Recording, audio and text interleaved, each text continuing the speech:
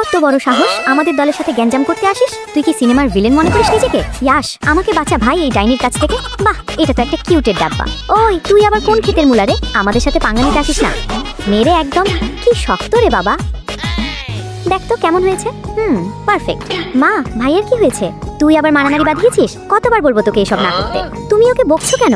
দেখছিস না ঝামেলা করেছে আবার। রোহানকে দেখে তো শিখতে পারিস। ঠিকই তো ভাইয়া, তুমি তো আমার মতো হতে পারো। এই রাখ, তুই কাকে দেখাচ্ছিস? ধুর, এখন ভেতরে যাব কিভাবে?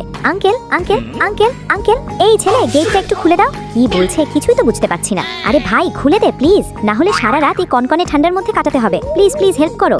এত দেরি হয়েছে কেন? ওর সাথে কি করছিলে? আরে আমরা তো অ্যাসাইনমেন্ট আনতে গিয়েছিলাম, কালকে ক্লাসে জমা দিতে হবে।